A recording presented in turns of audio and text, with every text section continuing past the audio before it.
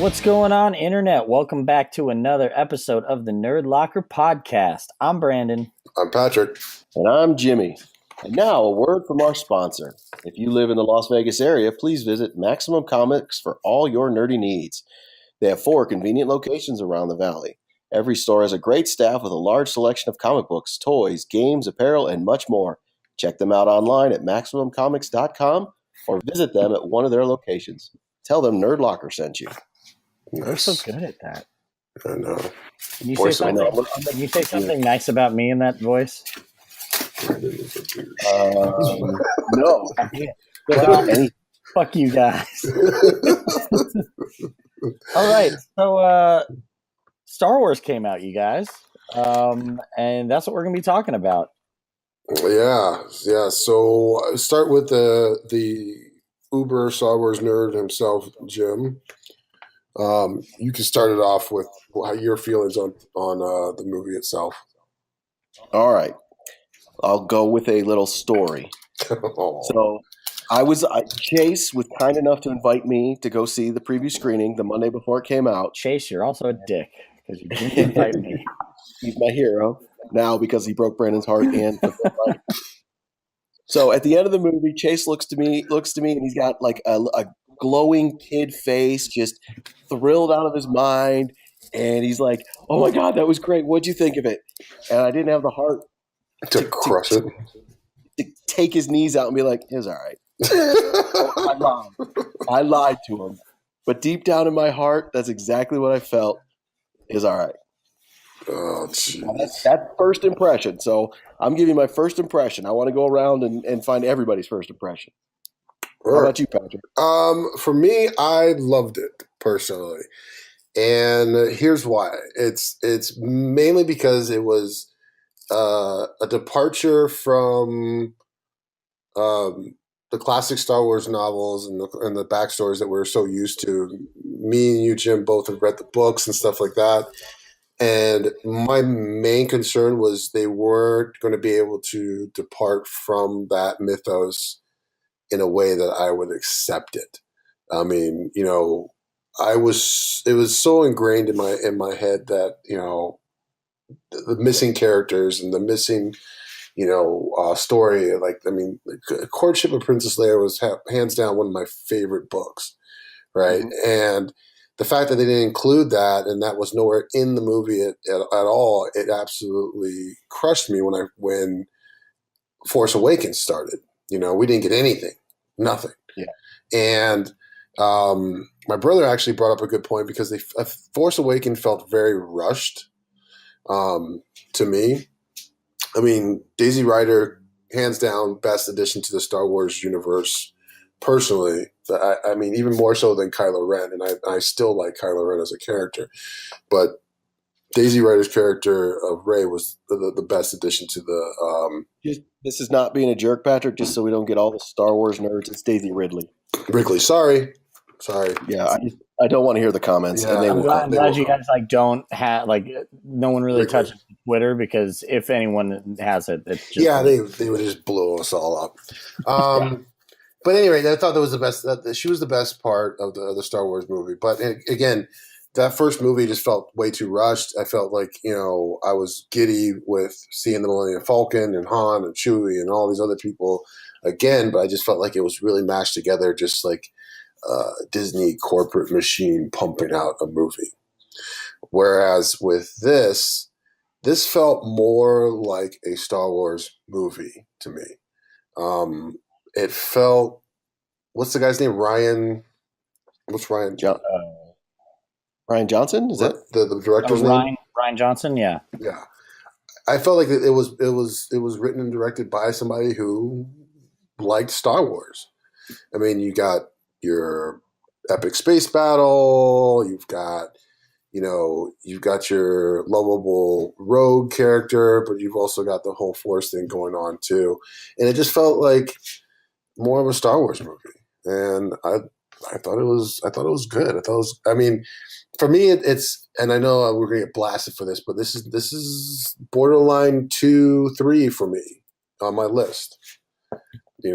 Just because it was visually, I thought it was very entertaining. I took my son to see it. was absolutely nuts about it. And I can see why, because it was something new for him. It wasn't dad rehashing stories about how you need to watch, episode 4 and the prequels are shit. That was not the case. He gets to enjoy Star Wars like we enjoyed Star Wars when we watched it, for the first time. These characters he's personally involved in and invested in these characters. Especially with this movie more so than Force Awakens, because we see so much of Rey trying to do stuff and trying to be something. And we can get into that a little bit later. But my overall impression, I did like the movie. There's a lot of different bits and pieces to why I did like the movie, but I want to hear what Brandon thought. So initially, like my initial reaction leaving the movie theater, I didn't know how to feel. Like I didn't hate it at all. Mm-hmm. I didn't know. I guess I didn't know what to expect, and well, I take that back.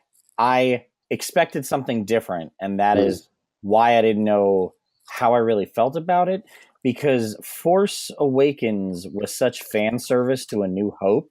Mm-hmm. I went into this thinking it was going to be a lot like Empire, and that was. I mean, there are similarities. There are similarities to it, but the story just takes such a turn, and it does so much to the Star Wars lore that. Actually, it's funny. The person that kind of brought me around on this was Jay's. I was talking to him, and Jay's a huge Star Wars fan, and I just told him, I was like, I'm not sure how. Like, I want to go see it again now that I saw it and I understand what happens. I want to watch it, knowing that. But we just kind of talked about everything, and I really liked it because it.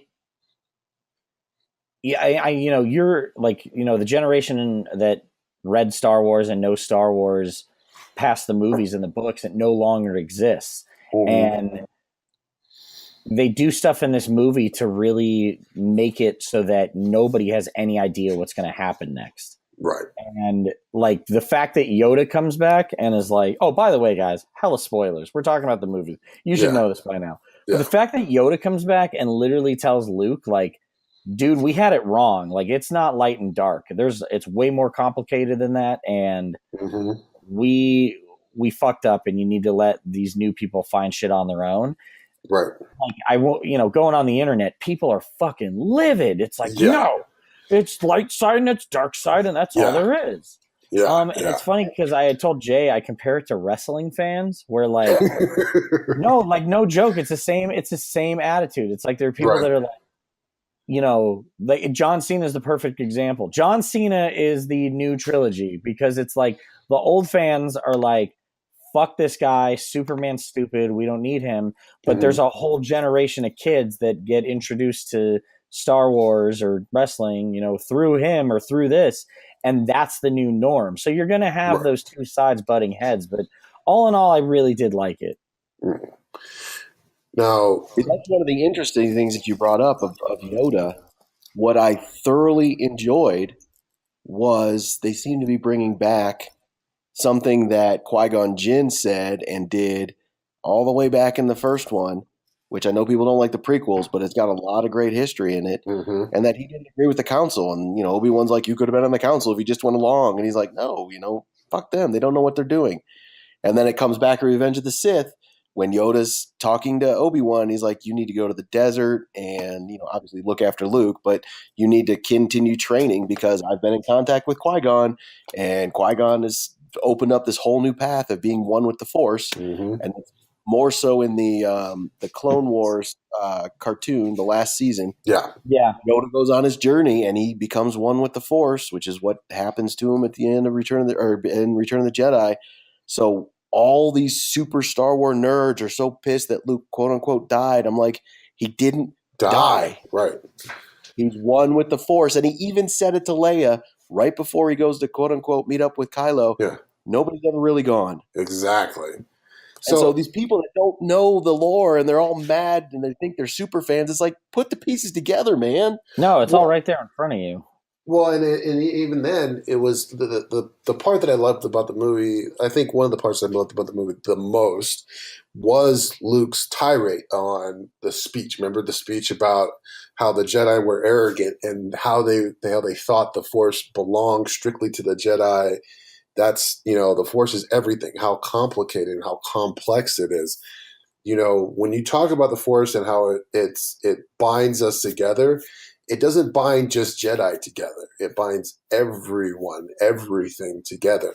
And that arrogance that happened, in the prequels, because after I watched the movie, the prequels are on, and you start hearing Luke say, how arrogant the Jedi were and how that led to their downfall.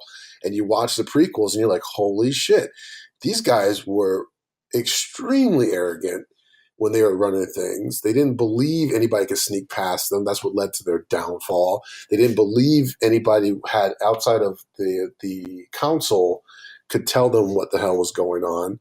And it all added up to the Jedi Order falling.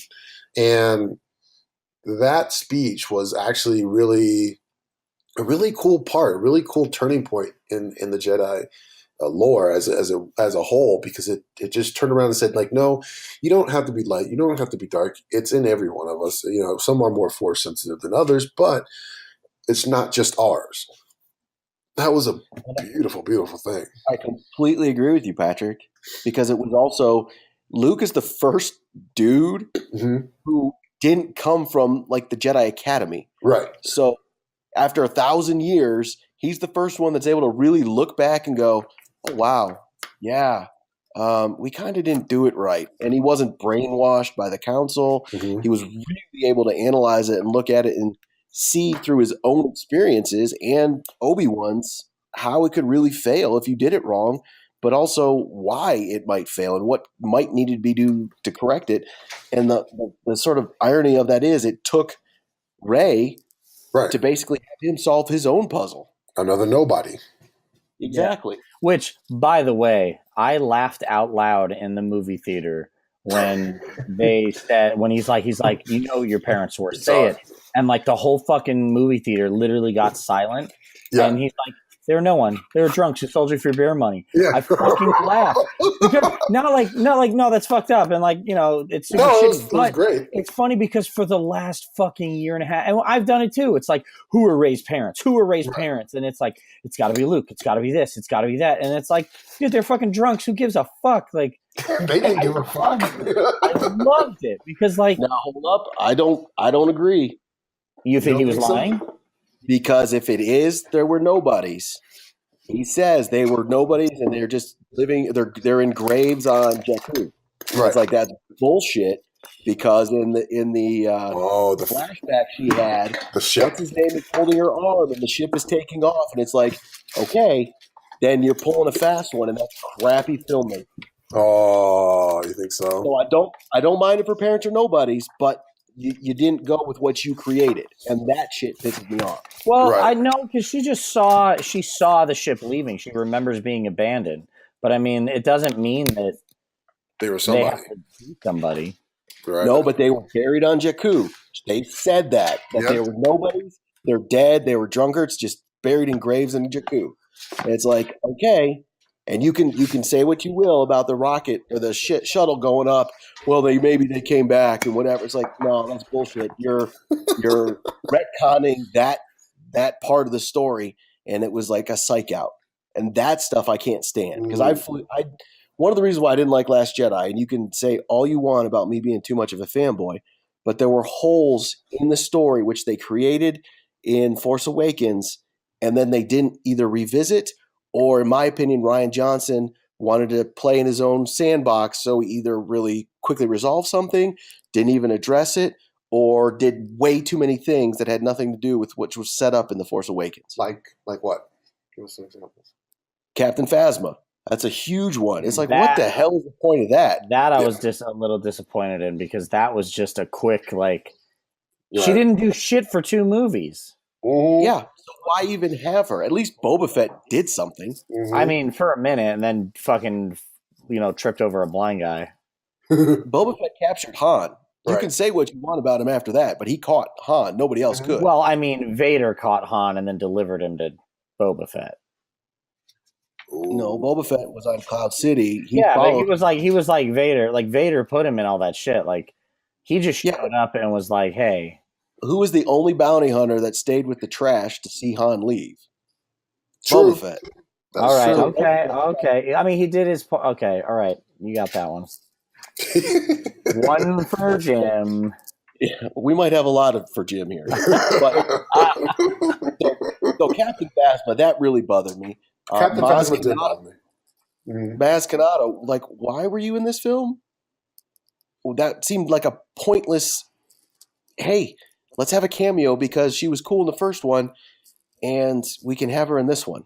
Right. I thought that was a waste of space. I honestly have no idea why we went to the casino. Yeah. The casino, I think, is the one thing across the board, whether you like the movie or not, that nobody was a fan of.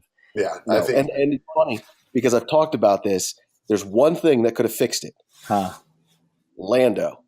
Oh, now, Lando was originally going to be Benicio del Toro's character, but they didn't want him turning in the end to the Empire, so the new Empire or whatever. So they wrote an entirely new role for it. Well, picture this: you've got that ship on the water that's going over the waterfall, and I know what you said, Patrick, about old canon, but just imagine that's the Lady Luck with Lando on it. Yeah, that's all the old stuff I'm using. So Lando's on it. They still come to that planet. They get thrown in jail. But Lando realizes, or Leia wakes up and calls Lando because he found out where they go, and he's the one that helps to break them out. He still goes with Benicio del Toro, and Lando just stays behind. Yeah, that could have worked. That could have still would have been way better. See, now the only thing with the casino piece that they needed to throw in, and the reason why they threw the casino piece in, they were trying really hard to reach out to that next generation.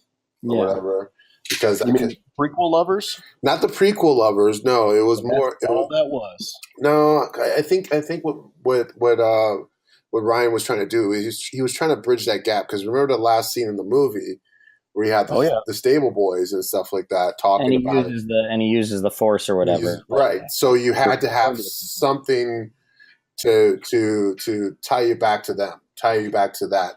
See, I thought that initially, but thinking about it longer, you could have just shown those kids playing with that shit at the end, and then the kid is the Force. Like, I understand you're creating some backstory and some sympathy for what the conditions are and all that stuff, but I still think it could just be like you show that scene at the end, and the kid grabs the broom using the Force, and then stands there like it's the lightsaber.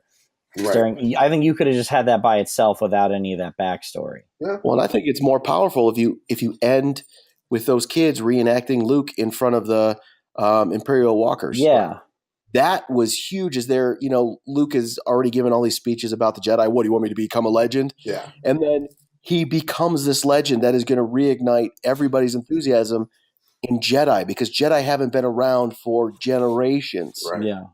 I don't think you need to show the kid in the broom, because that was so Anakin Skywalker prequels crap, and it was like, oh, come on, guys. Well, I think they were showing the kid with the broom just to show that look, there are people out there who can use the Force. It's he's the last Jedi, but that does that's the whole thing in this movie is the title finally makes sense. He's the last Jedi. He's done, and now it's up to Rey and Kylo Ren and this new generation to kind of see what the Force is to them and where you land on it. Yeah. Another problem I have with the casino, though, is what is the point of going there to get the Master Codebreaker other than showing a cameo for Justin Theroux? Right. And then all of a sudden there's another guy on the planet who, although he can escape from jail at any point, he's just waiting around in jail. He can do this exact same thing as the Master Codebreaker, which supposedly was a rare feat. Right. And then he can go and do all this stuff and then betray them at the end, which made no sense. Yeah. Well, there was another cameo in that as well. the alien that keeps being like, you can't park here, and then it was like, hey, look, you can park here. You know who that was? Who? Joseph Gordon-Levitt. Yeah. So that's my theory, is that if you're halfway famous, you can just raise your hand and get a cameo. Dude, fuck yeah, man. If I was halfway famous, I'd be doing that shit. Yeah, so would I. I would fucking memorize where I stood during each shot and be like, I'm that stormtrooper. But that made Daniel Craig as that stormtrooper was brilliant. Justin Theroux wearing a rose and doing nothing, that was so stupid. That was stupid. I admit. I mean, make the cameos good. You know, I mean, I thought, if you, and not to mention that it's a 2.5 hour movie. If it was a shorter flick and they needed more time, I'm a little more lenient on going to the casino. I get it. I mean, the prequels were full of that crap just to make time. Right. But in this, you already have a long movie. You can shorten that, make it a tighter movie by not going out there. Well, that was everybody's complaint, was basically the fact that if you would have took the casino piece out, you would have had a straight 2 hour movie with a done deal. You know, and it would be tight, because I know people are saying, this, like Patrick, you really enjoy this movie, and I get it. But I think there are holes, and I think by cutting some of that stuff out, you would have just had a tighter movie, and not necessarily anything to do with the lore or legend and what fanboys want. It would just have been a tighter story. Yeah, for sure. And I definitely agree with you. I mean, outside of the casino scene, and my only other gripe was Space Witch Leia. You know, that was weird. That was just weird. Okay, I didn't think it was weird because they've mentioned before that she is sensitive to the Force, and I think it was one of those fight or flight moments. It's like her body just grabs it and does it. But I also think it was necessary because it played into the whole idea that the point of this movie was driving home, that like there are people with different levels of connection to the Force. I think that was one of the problems with it, though, and I think this is going back to JJ did the first movie, Rian Johnson did this one. Thank God Colin Trevorrow's out and JJ's coming back, not because necessarily JJ, but because it's not Colin. Is they don't really have communication between directors for what's going to come next and why did you set it up this way so you could carry it on this way, right? Because J.J. Abrams specifically said Leia Organa chose to become a general and go that path and did not study the Force, even though she is Force sensitive. So in my mind, it's like, okay, that's cool. So maybe she can do little things like flick a stone or something. But when you see that, you're like, holy shit. Like, that's got to be like Jedi Master type stuff. How can she do that? There's no gravity. I'll give her that one for pulling herself back in. I mean, it's not like Rey. Okay, so with Rey, and why I like it. This is again why I like the movie so much is because of Rey's character and the fact that she came from nothing. She comes from nothing like Luke, but yet she is extremely powerful, like just raw talent, right? And Rey lifting all the rocks. In the previous movies, we see Luke, and Luke can lift a rock, 2 rocks, 3 rocks, and then he gets up to the side, up to X-wing lifting. Whereas Rey is like, okay, I gotta lift these rocks, and then she doesn't lift one by one; she lifts them all, and everybody's standing there like, holy shit! I was standing there like, holy shit! When I was watching the movie, I thought that was awesome. Personally, I was like, this is awesome. This is what I wanted to see. Talking about the end? Yeah, towards the end. Yeah. And another thing is like, we spent a good 20 minutes trashing the movie. So the other we got one more trash. Yeah, Jim's going to continue to trash it. Okay. Well, I got one more big one, and Patrick, Brandon and I agree. And Patrick, we hadn't heard from you yet. Admiral Akbar. Yeah. Okay, that sucked. You're going to play him out like that? Are you kidding me? I'll have him all that. Yeah. Here's the thing. I didn't even think about that until like today. I was sitting there and I was actually listening to another podcast, and somebody was like, "Dude, he just dies," and I was like, "Holy shit! I didn't even think about that. They totally just fucking kill him. Like, Killed him there's no off. send off. There's no. I mean, it is just like." Boom. It's fucked up too because like you see him and it's like, all right, he's gonna shoot him. Oh look, Kylo's got some redemption in him, and then just everyone's blown out into the vacuum of space, and I was like, fuck, dude. Yeah, and the closest mention is like, oh, hey, what's the pecking order now? Because Everyone died, including Admiral fucking Akbar, who's been like a hero since the 70s. It was the 80s, dude. So it was like 83, but you were close. Close. Was he not in Newt? Oh, you're right. He was. Never mind. Never mind. Sorry, Twitter. He was too expensive to put in that one. Right. Hold on. Was he only in Empire? No, he's in Return of the Jedi. Oh, that's what I meant. He's only in Return of the Jedi? Yeah. That's it. 83 motherfuckers. All right, whatever. So I may be getting points. How many points are you losing, Brandon? Dude, I'm on a losing week, dude. I've just been losing all week. Don't even worry about it. But anyway, overall, I think those are my general negatives. And yes, and that's the funny thing. People come at me and they're the fanboys that are hating on this film, and I will show all the positives. Right. But then people come at me with all these positives, and I'm showing them the negatives, and I'm like, what's wrong with me? And I think that's why I'm just all fucked up. You're cool. You're cool with not liking it, but you don't want people to talk shit. Well, I think I'm just straight in the middle. It's like I don't want you to love it. I don't want you to hate it. I think it's right here, and that's fine. I mean, for me, like I said, I'm going to be the one person that's going to say yes, I liked it.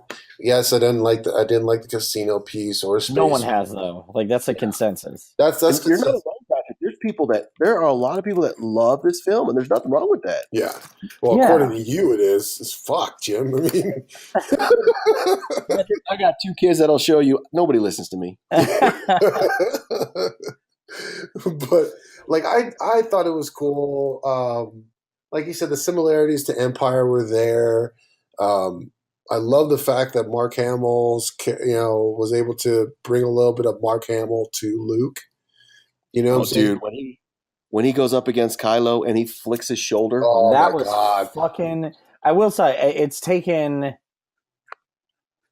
5 movies for Luke to finally not be a fucking bitch. So I was like stoked on that because he started whiny, so he finally evolved, but he did start whining. Oh yeah, he totally started whining. I mean, even in Return of the Jedi, he's not the hero of that movie. Vader is like.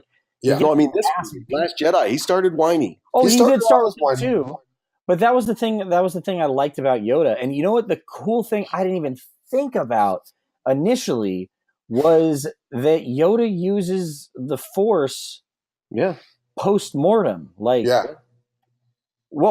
physical, strike? And it's funny because it happens. You're like, oh shit, and then it was one of those things. Just thinking about the movie, like going through everything, I was like, oh shit, like that leaves the possibilities open to anyone at this point. Did you notice he knocked Luke on the head? Like he physically hit Luke on the head. There were two things. There were two that and the lightning, and it's like, dude, he's walking around stronger than he's ever been before. Right. But that means you could have Anakin show up. You could have I hope it's not Hayden Christensen. Fucking for the love of God. Obi-Wan. That's why I truly believe they're not the ghosted ones. So basically, after A New Hope, they're not dead. Yeah. No. They're one with the Force. They've evolved to like a higher plane of, Imagine Liam Neeson showing up as Qui-Gon. I would love that shit. Well, it's funny because I read online like why the fuck does Yoda have to show up? Why can't we have Qui-Gon? Why can't we have this? And I'm like, dude, Yoda is Luke's master. If Qui-Gon showed up, he'd be like, who the fuck are you? Exactly. Why does everyone know where I live all of a sudden? Yeah, exactly. I can't believe somebody asked that question.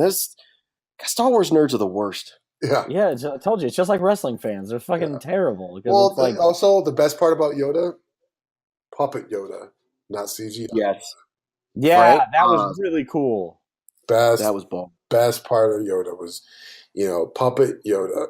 That was way better than the CGI Yoda, and the fact that, like you said, Brandon, the references to Jedi and Empire and stuff like that about not always focusing on the horizon and things like that. I love the fact that you pointed out that Luke being a puss about like, I'm going to light these books on fire, and he goes in and he stops, and Yoda's like, I got this, and then just torches it. He's like, those are the ancient Jedi texts, and he's like, page turners were they? And it's like literally, like Yoda has been just like chilling in the ether of the entire just kicking it space and time, just like doing, and he's sitting there and he's like, but these books have information, and he's like, bro, I'm beyond information, like.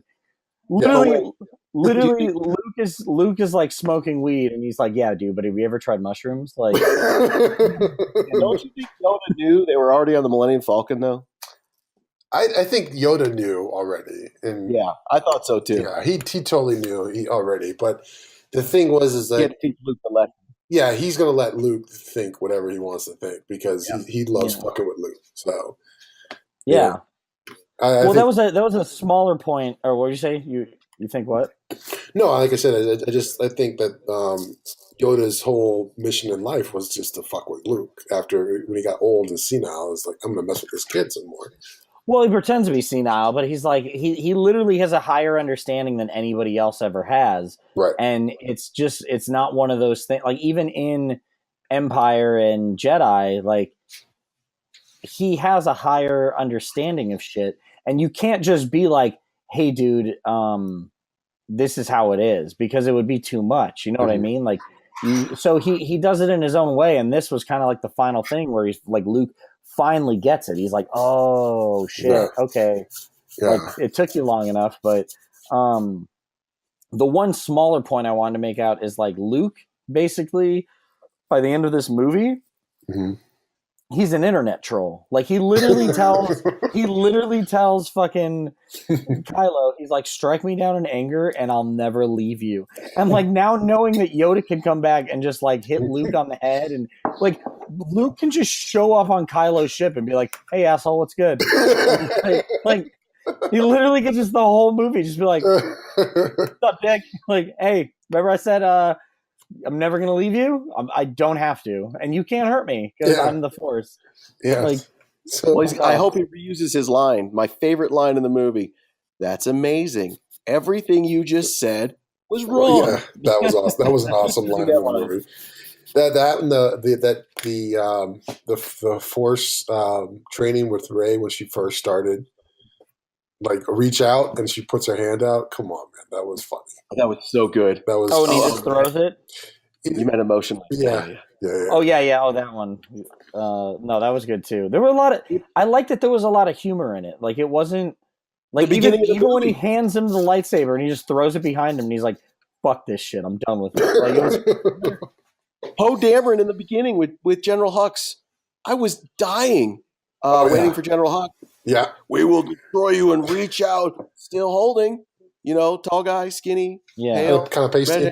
Well, you know what I like about that, like as part as like everything else breaking down, like what you thought you knew about the way Star Wars trilogies went and all this stuff. Like you have Poe Dameron, and that's his introduction. Yeah, he's like this smart ass, and he's the fly boy and this and that, and then Leia's like, disengage, retreat, and he's like, we got this, and then he comes back and she's like, what the fuck is the matter with you? Like, right. We're used to Han Solo. We're used to the fucking, I make my own rules. Pew, pew, pew. Yeah. Like, yeah. And like she knocks him down a peg where she's like, dude, everyone died. Like, yeah, you did that, but at what cost? Like, what'd she say?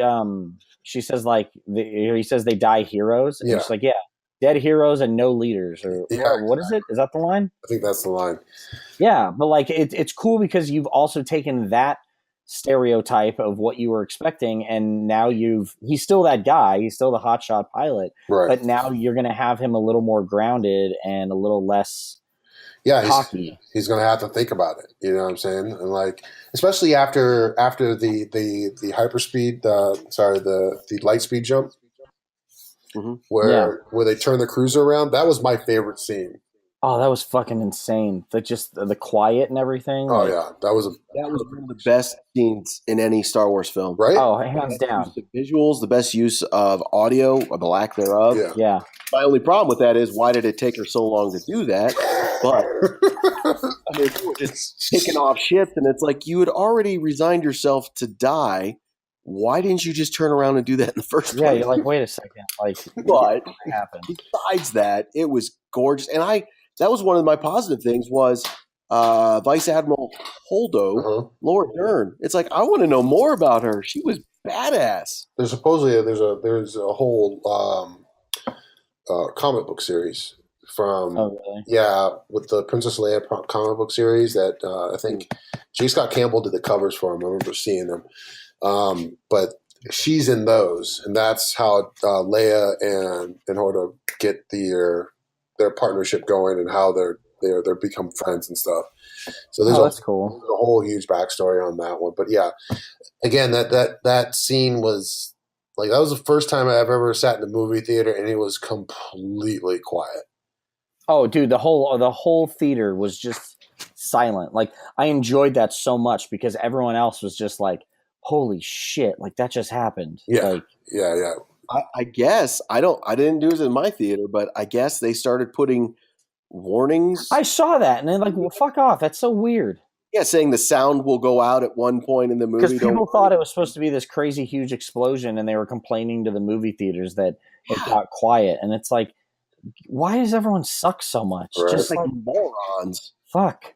Yeah. That I couldn't believe when I read that one online. That's great.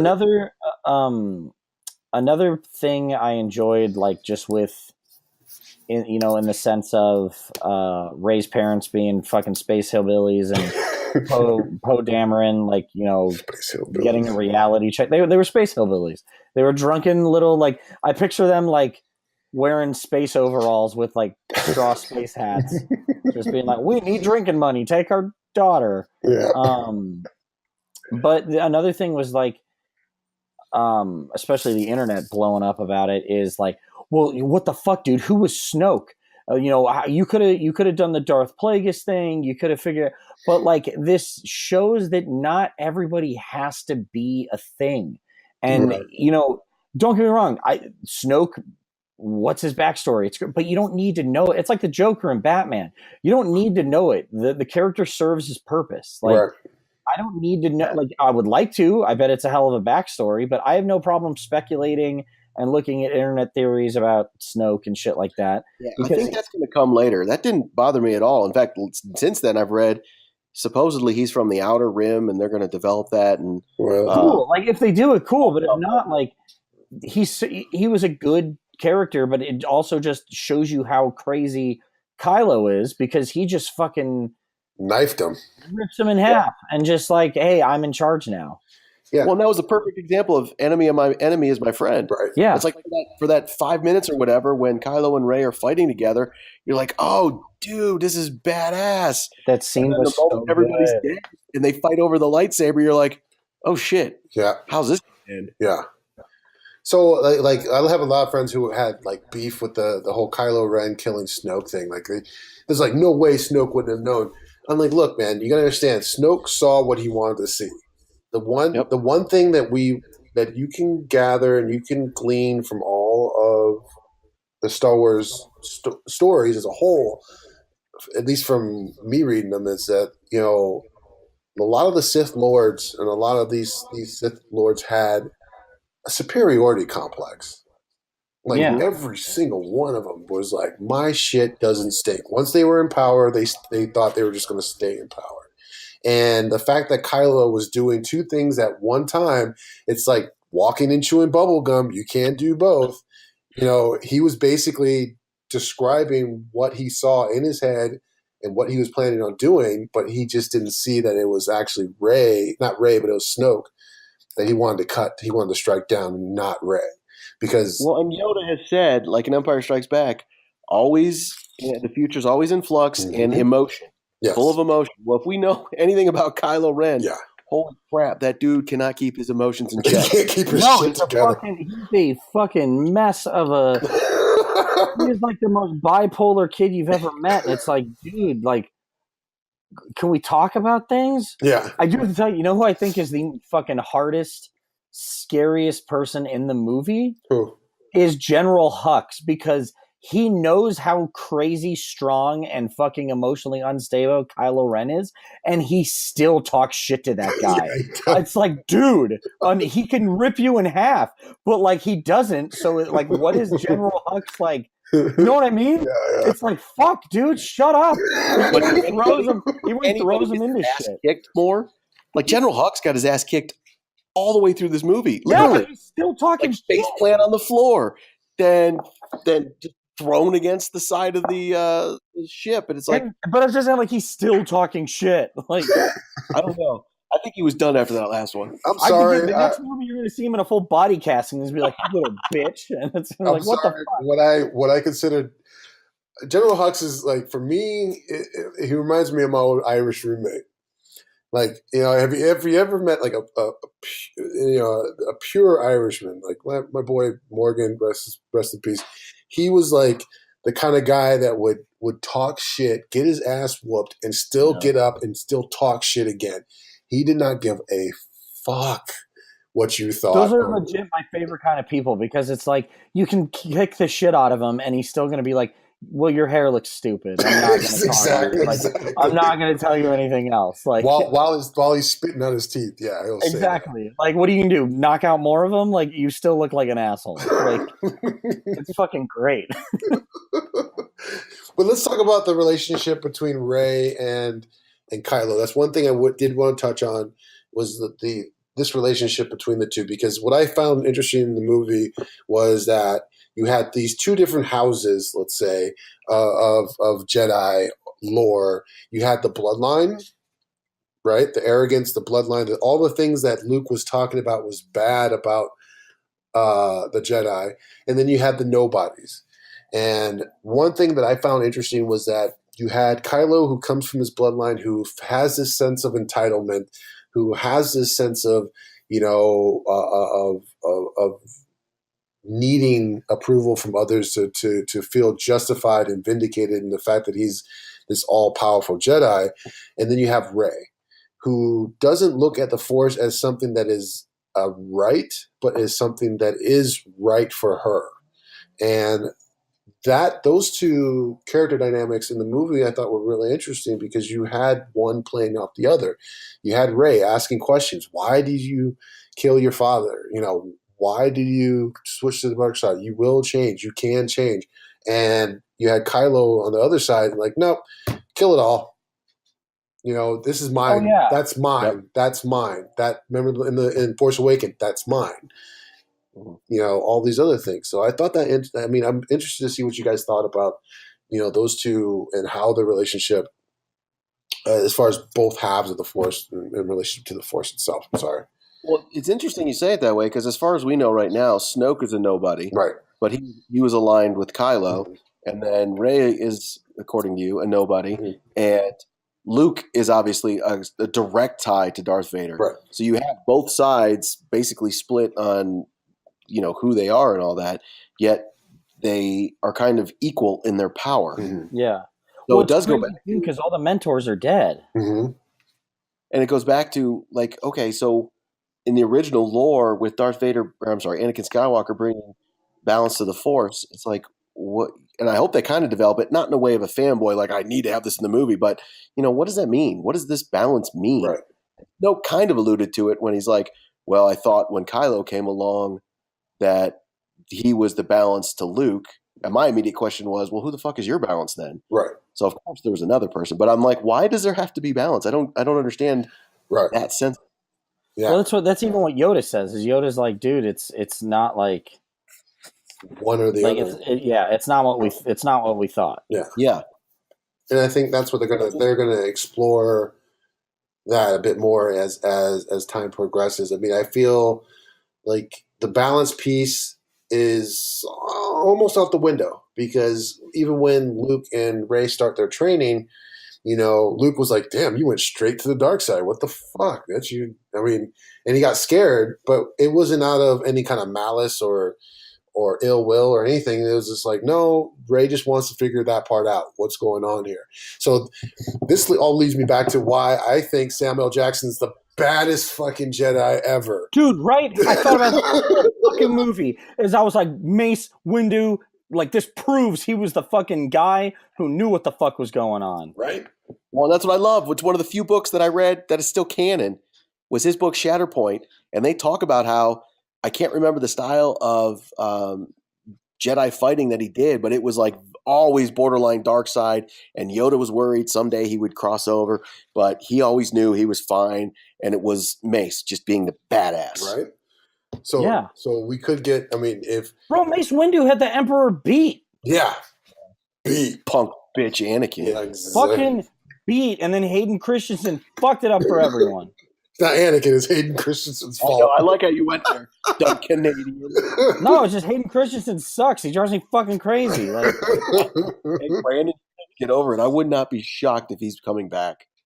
I know he is. That's the one thing I wasn't stoked about. You're gonna watch his deadpan ass be like, the Force is this. Like, that was the thing that drove me fucking crazy about it. It's like, I think it's on YouTube where it's like Star Wars in 5 seconds. It's like episode 2. And he's like, I'm tired, I'm hungry, I'm upset, and then it's just like, God damn it, are you Darth Vader yet? Like, because that's all he does. He just fucking, I don't like sand. Like, you don't like fucking anything. Can I tell you one of the most distracting things in this movie? What's up? In the beginning, when General Hux is doing his little speech, and then they're gonna fire on the base and then the ship, and they're chasing. And there's an actress, I had to look her up. Her name's Kate Dickey, and she was listed as Hux's first order monitor. Mm. And she kept calling out information, and I'm like, God, that woman looks so familiar. Who is she? And I literally got taken out of the movie trying to figure out. It's Liza Aaron from Game of Thrones. Oh, no shit. And I'm just sitting there going, she's in something messed up where she's a weird witch, something. I can't think of it. And then finally it clicked. I'm like, oh my God, she's the weirdo who's like feeding her teenage son. Oh, Catelyn Stark's. Yes. Yeah, she's in The Witch too. Fuck, dude. I was like, oh, God, that was driving me nuts. I'm like, I know they just cast British people a lot, but that one got me. No, that was tight. I didn't even think about it. I didn't notice that. Did you see James Corden get blown up at the fucking beginning? Yeah. Did you guys catch that? No, I didn't see that. He's the first when you see the inside the cockpit of the first X-wing to blow up. That's fucking him. He's the new Porkins. He was Porkins. He was Porkins 2.0. He was Porkins' son. Porkins' son. George Porkins. George Porkins. Nice. Yeah, I honestly though I thought about it and I was like Porkins, and then like it took me a minute and I was like, was that James Corden? And I looked it up and I'm like, that's fucked up that I thought he was Porkins. Like, that's hilarious. And the other thing I really liked about this, the two other things I really liked, how, and this is sort of based in reality, how Billy Lord, although it was still minor, had a bigger role. Yeah. In the beginning, evacuating, and then she was helping Poe Dameron with his misguided venture. Yeah, mutiny. And it's like, we all know Carrie Fisher's passed away, so Princess Leia's whatever they're going to do. So to see her daughter get more screen time, awesome. And it wasn't gratuitous. She had a point. I was like, that's awesome. Well, the cool thing too is like she plays a lieutenant in the movie, so it's completely plausible to see her in a bigger role in the next one, and it makes more sense. You know what I mean? It's not just let's put Carrie Fisher's daughter in here. Like the character makes sense, and I don't know how she would feel about exactly like taking up a role like that. Like if it would be like you don't want to try to compare it to your mom, because a lot of people will be like, well, it's no Princess Leia, but I don't know. I thought that was neat though. I agree. I thought she was pretty strong. Personally, she's a great actress. Yeah. Well, that's why I liked the way they did, because the first one, I'm like, oh, she's just in the background. I thought she was going to do something. And then this one, she actually did something. Obviously, as they were filming, they had no idea Carrie Fisher was going to pass away. Right. So like you said, Brandon, expanding her role even more, it's not just because. It totally would make sense. Exactly. Like that. Well, because you have to figure, I kept thinking Leia was going to go off somewhere. So the fact that it ends with everybody fucking hugging and shit, like, I was like, well, where does that leave Leia? I mean, next movie, oh, she's here now. You can refer to her. Right. But yeah, it makes more sense now that her daughter's in that kind of a position. So yeah, that is cool. And I like how they stuck to their guns. They said, we're not changing this story despite real world things. We're not changing it. And I thought, honestly, when she got blown out of the cockpit of the ship, I'm like, oh, well, she's dead. That's kind of a crappy way to resolve that. Legitimately, when it happened, before she uses the Force, I just went, that's fucked. Like, yes. That's how we say goodbye to Princess Leia? I was like, this is fucked up. I was all right with it. If it was going to stay like that, I don't know how I would have felt the rest of the movie. I would have been like, guys, I didn't want to watch her die. Fucking traumatic. That they, to me, I don't know what the script was, but they stayed to their guns, and she's still in it, and she's still the head of the Resistance, and she's the one who's going to be fighting, I think, a depleted First Order, because not only did Snoke die, but like his ship got blown up, and whatever that first ship was that got blown up. So I would think they're down a couple big ships, but yeah, they're definitely, she's definitely there, and I thought that was cool. I think this next one's going to be a ground game. Yeah, it's going to be, it's going to be like, an actual ground game. We might see it actually go back to the. For me, it might go back. We might go back to the early days of the Jedi versus the Sith type deal, where, I don't know if you read those Dark Horse comics that we're talking about the beginning of the Jedi Order. Yeah, where before when Rancors were actually flying, and it was the Sith and the Jedi all on one planet. You mean Rainicorns? Yes, I was waiting for you to pick that one up. Flying Rainicorns, yeah. If you have not watched episode 1 of Nerdlocker, yes. I mean, don't watch any of the old episodes of Nerdlocker. Like, they don't hold up. It's comedy fucking gold. What are you talking about? I mean, it's definitely the reason I won't get a job at some point in the future. Like, they're on there for a reason, and I'm figuring at this point in time that's the purpose they serve. That's really one reason I put your name in the tag so that people could do a search. Someone did that at work. Like we teach this class or whatever. Like, and then we talk about like Googling your name just to see what's up. And this fucking butthole I work with, I see her do it, and it's just like my fucking Google page is like my Twitter that, like shows my latest tweet that says like, fuck Trump, and then it's like Instagram, and it's like all these bullshit pictures, and then there's a picture of me like doing the DC host search. I was like, bitch, what the fuck? Like, what? Why you gonna put me out? Like ask me before you do this shit. Like, there's a lot of stuff on the internet about me, which I'm okay with, but like, fuck, you can't just drop a bomb like that. That's awesome.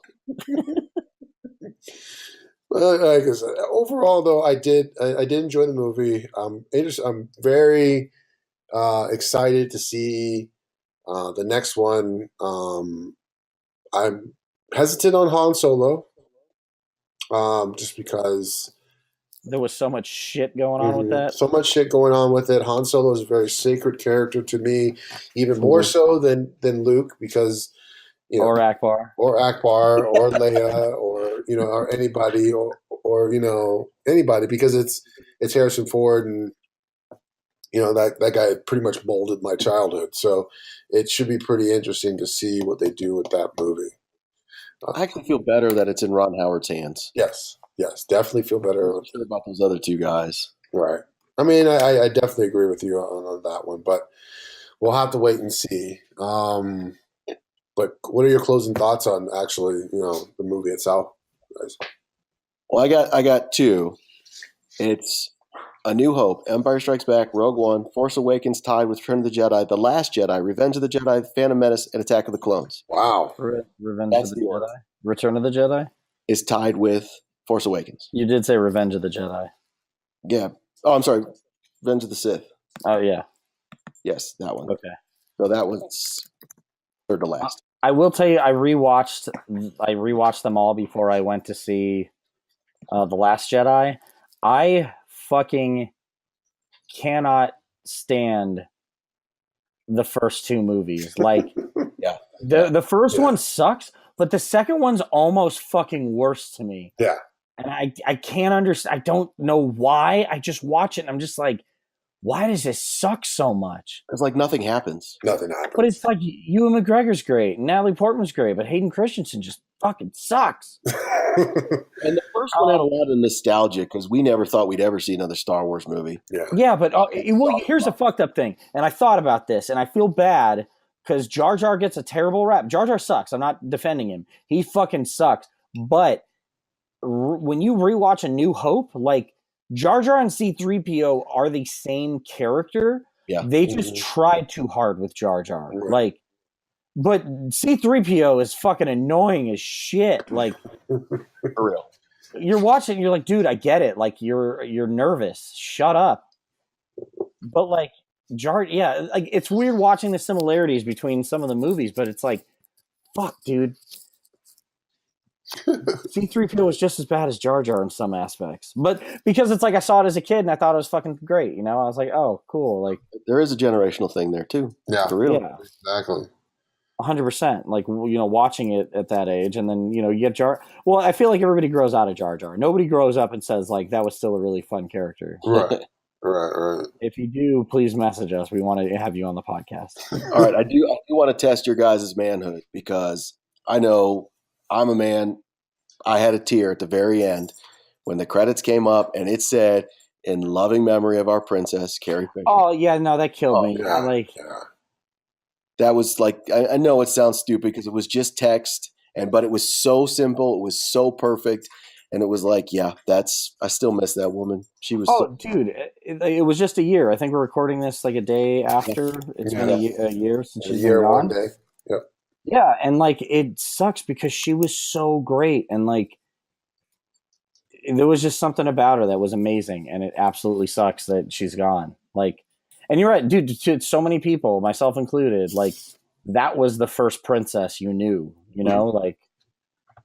And even her as a person, she was fucking great. So it's like, yeah, that I teared up a little bit with that. I won't lie.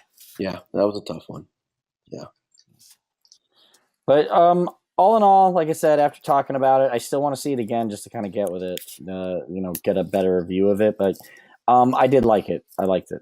It was definitely better on second viewing because the expectations are out of the way. You know what you're going to get, and you can really watch it. And like. The first time I watched it, you see Luke meet with Princess Leia and then go confront Kylo. And you're like, did he go to dye his hair and shave? What the hell? What's going on there? And then the second time watching it, I'm watching the white clay stuff and everywhere Luke steps, nothing changes. No footprints. That's right. Everywhere. I didn't think about that. It's all red. And you're like, oh, duh. But you didn't expect to see it the first time. But yeah, it's a lot better on second viewing. You see so many more things. You're not worried about expectations. The lightsaber was what gave him away for me. Luke? Lightsaber, yeah. Why? Because he was using his old lightsaber, not his new one, and Rey had the old one. A lot of people brought that up, and I was like, I'm not sure that's a thing. I don't know. I think that's the thing, unless he has like a bunch of lightsabers just hanging out on a shelf somewhere. He's had a lot of time on that weird nursemaid fucking planet. Blue milk. So weird. He just fucking that was hilarious because I don't think it was necessary, but he just like Blue out milk. of the gutter, drinks it, and just looks at her like, "What's up?" And I'm like, "This is weird. Can you just train me?" It's like, oh man, come on. Yeah, that was. Well, I think the weirdest part were the little fucking turtle maids. I was like, Luke's a dick. He just shows up on this planet, and they're just like, "Well, I guess we have to take care of him." That's what I did like another side point was Chewbacca now being a vegetarian. That's super progressive of Chewbacca. Disney and the Star Wars universe being like, hey, guess what? This character's now a vegetarian. Isn't that a thing though? Like the porks were not annoying. Yeah, they weren't annoying. Oh, I was so happy they weren't. I thought it was going to be like you had said, oh my God, like this is a Jar Jar thing. It's like, no, they actually were perfect. They served a purpose and they were not annoying. Yeah, they just look like sad, scared little puffins. Yeah, basically, Ryan wrote them in after visiting this temple site, and on that particular island in Ireland, there are a shit ton of puffins that nest around the island, and that's where the porgs came from. Interesting. That's cool. Huh. That's neat. Cool trivia. All right. Well, anything else you guys want to add? Anything? Any last words on the topic of Star Wars? Go see it. Lower your expectations. Have fun at the movies. And the one thing I did read in another interview, I know we're going long, but Rian Johnson made a comment that they weren't thinking of this in a trilogy. And it got me thinking, what if every movie from now on that Disney makes that's, quote unquote, this trilogy line or the Skywalker line, they're just making like James Bond movies where they're just going and going and going and going. There is no trilogy. Ooh. You could do that, but here's the thing: you could do that, and it makes sense that this movie does not fit the second act of a trilogy. 100%. Then you're just having episode 8, episode 9, and episode 10, and episode 11. Exactly, and if that's the case, this movie changes everything for me, and it's way different. If it's the second act of a trilogy, then I hold to what I already said. So that's a good way to look at it. I didn't think about it that way. Yeah. But that was my last point. Shit. Mind blown. Yeah, right. God damn it. Now I'm going to rewatch them all again. Should have started with that. My bad. Damn it, Jim. Buried the lead. All right, guys. Well, thank you for listening. Please check us out on Instagram, Twitter, Facebook, nerdlocker.com, YouTube. I'm going to say LinkedIn now because now that I know that's a thing. We're not hiring. We're not hiring, but check us out on LinkedIn. I don't know what you can do on LinkedIn besides I get requests from like my friends' dads, which is weird, but I keep getting emails like, hey, this guy wants you to join LinkedIn. Anyways, check us out on there.